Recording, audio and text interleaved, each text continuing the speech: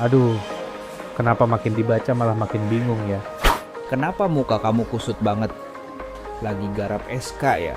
Ini surat keputusan pemberian hak tanah aja. Harus ngikutin ketentuan kehutanan, kelautan, aset, spasial, yuridis. Kompleks, Pak. Iya, kita belum punya panduan praktis yang bisa menghimpun berbagai peraturan jadi satu.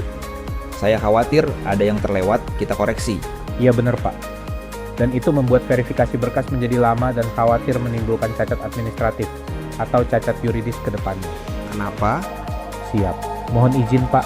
Kami lagi bingung. Kalian gak usah bingung-bingung lagi. Sekarang kita sudah punya yang namanya lembar kendali substansi. Lembar ini dirumuskan setelah serangkaian rapat dengan tata ruang, survei pemetaan, pengendalian tanah, dan pusdatin.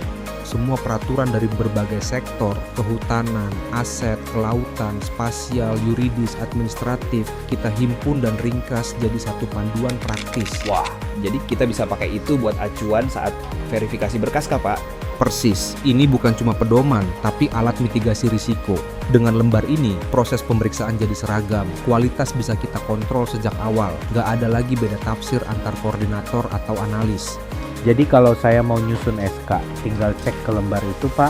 Betul, lembar kendali substansi sekarang juga digunakan sebagai bagian dari tahapan verifikasi permohonan HGB. Isinya lengkap, aturan yang relevan, syarat yang harus dipenuhi, sampai titik-titik rawan yang harus dihindari. Bagus ini, Pak. Mulai sekarang pakai itu, Jar. Selain jadi alat kerja, lembar ini bisa jadi dasar pelatihan juga. Biar kompetensi SDM kita jadi merata semua. Betul sekali, bahkan ke depan materinya akan kita pakai juga dalam penyusunan juknis penetapan hak guna bangunan dan hak pakai yang selama ini belum tersedia. Wah, ini kayak jawaban dari semua kegelisahan kita selama ini. Jadi mulai sekarang jangan bingung lagi, gunakan lembar kendali substansi sebagai acuan utama. Ini adalah bagian dari upaya kita dalam peningkatan kualitas, percepatan, dan kepastian hukum dalam penetapan hak atas tanah.